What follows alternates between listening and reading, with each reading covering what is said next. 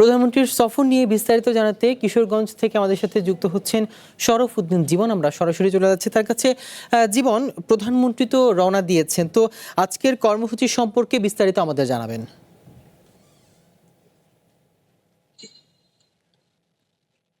সিয়াম, প্রধানমন্ত্রী বেলা 11:30টায় কিশোরগঞ্জের পাকুন্দিয়া উপজেলার যে মির্জাপুর চেয়ারম্যান বাড়ি ঘাট রয়েছে, সেখানে ব্রহ্মপুত্র নদ, এই নদে কিন্তু মৎস্যপক্ষ উপলক্ষে যে পোনা মাছ অবমুক্তকরণ, সেই কর্মসূচিতে অংশগ্রহণ করবেন।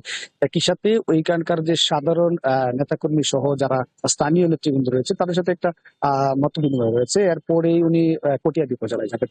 তারপরে সেখানে মৎস্য পক্ষ উপলক্ষেই যে দেশের 14 জন মৎস্য চাষী রয়েছেন যারা সেখান থেকে সম্মাননা টেস্ট করবেন। এরপর কিশোরগঞ্জের শোলাকিয়া ঈদগাহ মাঠে আসবেন এবং সেখানে যে উন্নয়ন কর্মকাণ্ডের শোলাকিয়া ঈদগাহ মাঠকে ঘিরে সেই উন্নয়ন কর্মকাণ্ডের ভিত্তিপ্রস্তর স্থাপন করবেন।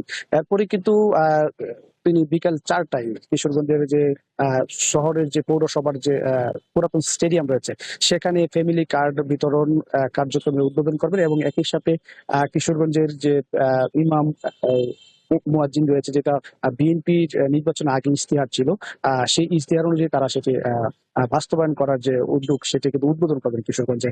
এবং এই সফরকে ঘিরে পুরো জেলায় কিন্তু আনন্দ উল্লাস বয়ে চলেছে এবং তারা অপেক্ষায় আছেন কখন আসবেন প্রধানমন্ত্রী। কারণ তাদের একটা আশা আছে, যেটি বেগম খালেদা জিয়া যখন প্রধানমন্ত্রী ছিলেন তখন কিন্তু কিশোরগঞ্জে উন্নয়নের ছোঁয়া লেগেছিল।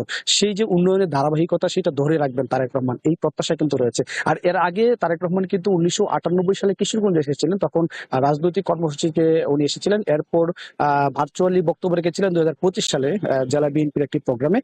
তারপরে কিন্তু কিশোরগঞ্জে এসেছিলেন ত্রয়োদশ জাতীয় সংসদ নির্বাচনকে ঘিরে এক প্রচারণা অংশ হিসেবে কিশোরগঞ্জের ভৈরবে। এরপর প্রধানমন্ত্রী হওয়ার পর এই প্রথম উনি কিশোরগঞ্জে আসছেন।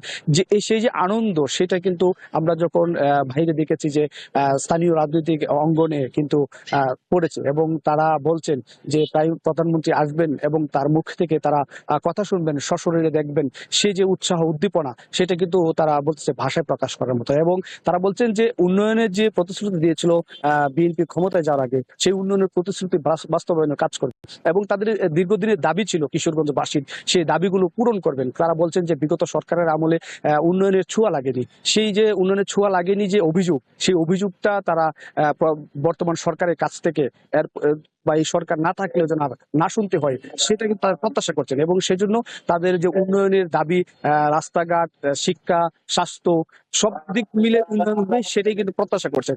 এবং আমি এখন যে মাঠটি দাঁড়িয়ে আছি, শোলাকিয়া ঈদগাহ মাঠ, আপনি জানেন যে কিশোরগঞ্জের যে ত্রয়োদশ জাতীয় সংসদ নির্বাচনের আগে বর্তমান যে পাট ও বস্ত্র মন্ত্রণালয়ের প্রতিমন্ত্রী রয়েছেন শরীফুল আলম, উনি কিন্তু প্রতিশ্রুতি দিয়েছিলেন এই মাঠ উন্নয়নে, সেই প্রতিশ্রুতি কিন্তু বাস্তবায়ন হতে চলছে। তো কিশোরগঞ্জে প্রধানমন্ত্রী তারেক রহমানের যে আগমন, সেই আগমন ঘিরে যে আজকের আয়োজন, সেই আয়োজনে এই ছিল আমার কাছে এখন পর্যন্ত সবশেষ তথ্য। সিয়াম, ধন্যবাদ জীবন আপনাকে।